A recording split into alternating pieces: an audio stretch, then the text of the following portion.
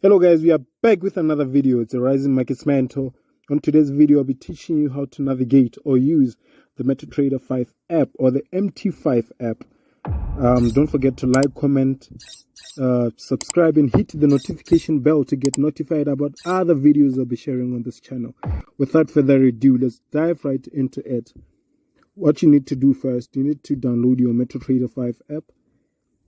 Just click up there and then search for it, download and install it, and then afterwards it will be shown here as it would have its own icon shown here. Then just click on the icon, and then what will pop up from the left hand side, it's just a section showing trade news, mailbox, and all these other items written here. You just navigate and just check out what all these other ones specify. But then let's just go to manage accounts. I've already logged in with my demo account to show you who go towards what. So the first item here is certificates, and then we have the plus sign here, shows you where you can add your preferred brokers. My preferred broker is Deriv Limited, but then you can search your own preferred broker. I tried searching for Hot Forex, but then it's not connecting. I think the problem is internet, but then it is what it is. It's fine. Let's just go through. We have the three dotted item on the top right hand corner, where you can change your password of your logged in account, and also you can clear saved passwords. This will be meant for security reasons and confidentiality in case someone wants to use your phone or wants to go through your trading app. And then also you can delete accounts that are not needed anymore in your phone. And then the first and then when you look at the bottom side, we have codes, charts, trade history, and messages. Okay, first we need to log in. Let's just click on this item here. Oh, I believe it's logged in. That is why it's not showing anything. Okay. At the bottom left-hand side, we have codes, charts, trade history, and messages. Okay, codes specify if you're trading currency, that means you have to log in with your preferred currency broker. And then what you'd see here on the codes part is the currency pairs that you'll be trading, or the preferred currency pairs that you could be, trying to work on that day. But I work with synthetic indices, so these are my preferred synthetic indices. Okay, and then on the top here we have the plus sign again. Here you can add the preferred synthetic indices you're willing to work with. Okay, typically, okay, for instance, let's just click on jump indices. We can add jump 10. You see now it's not there anymore. That means it has been added to the already existing codes on your app. So let's click jump 50. It's not there anymore. It has been added. And then click jump 100. It has been added. And then we have this pen or pencil item. So here you can just edit or correct those that you don't want in your phone. And then we have charts. Okay, let me open Boom 1000 index. When you click any code here, this is what will pop up. Boom 500, you have your chart order, you have your chart, you have your properties, market statistics, and simple view mode. Let's click on chart to see what's happening inside there. Okay, if you click on charts, it will just pop up the charts item on your right at the bottom here.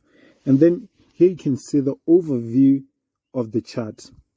When you click on the screen here, it will show you a time frame terminal to help you choose which time frames to look at when analyzing your market. Let's check out M15.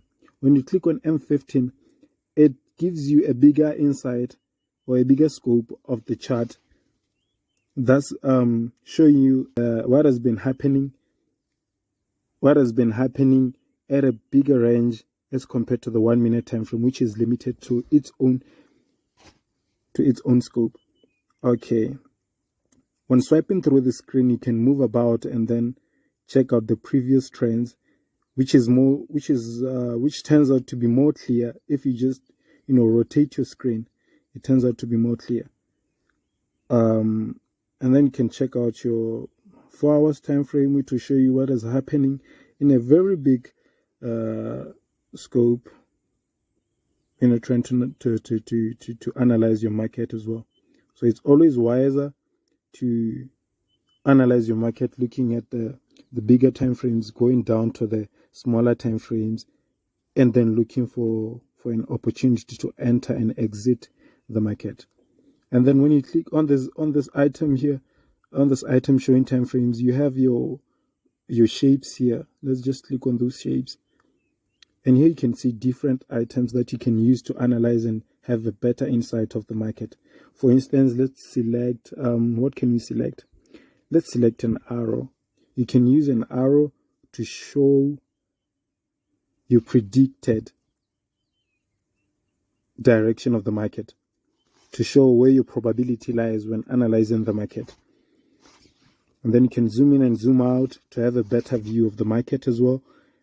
And then still on charts, when you go to the top side, we have let's just start from the right hand side. We have this plus thinging on the top here. Let's just click on that. We have the market execution. So on market execution, that is where you place your trades.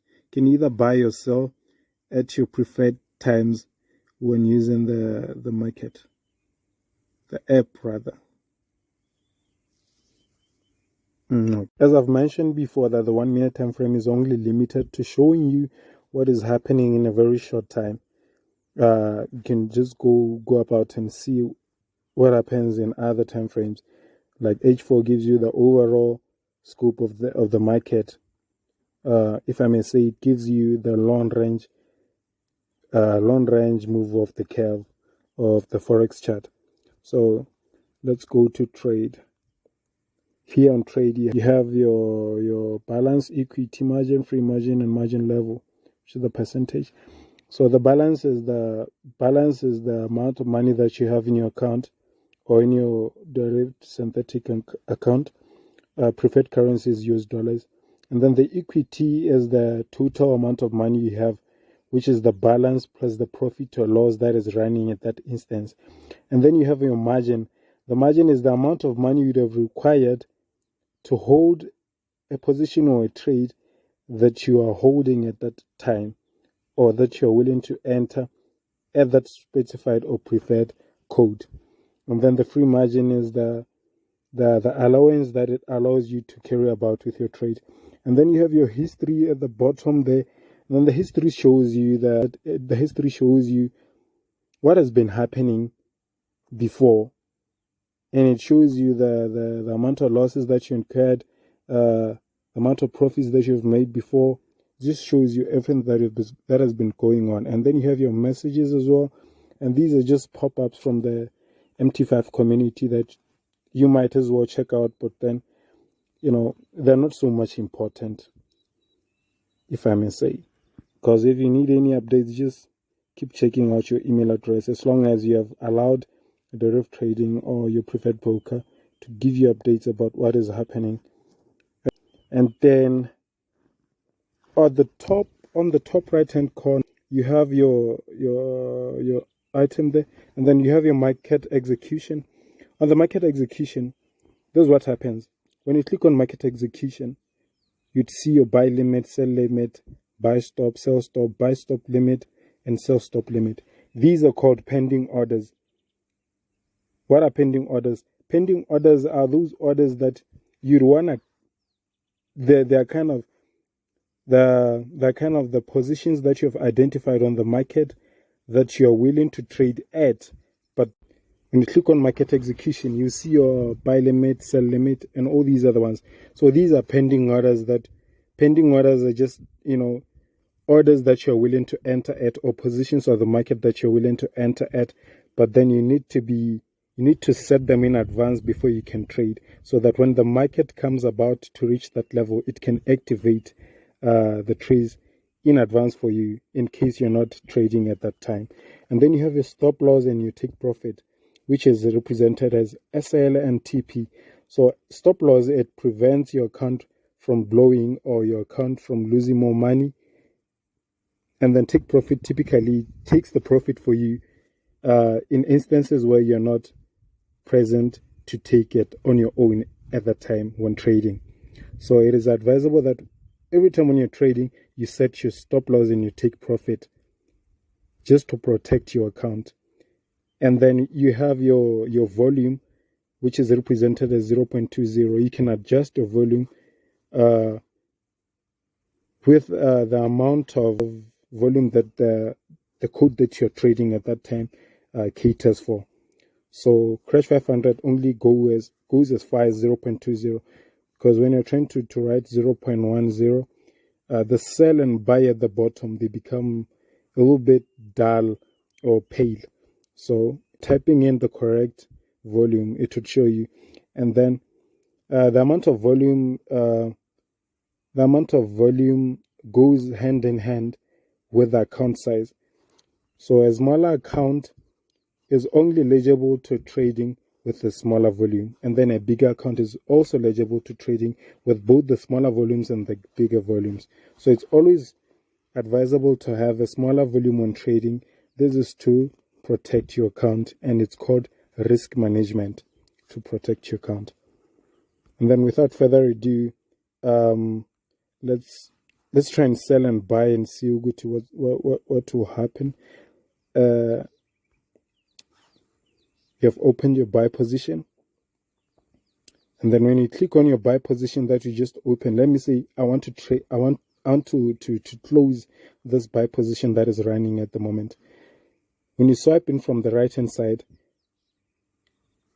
just swiping on that running trade, swipe in from that right hand side, and then this thing which has okay, fine, let me take them from the right hand side.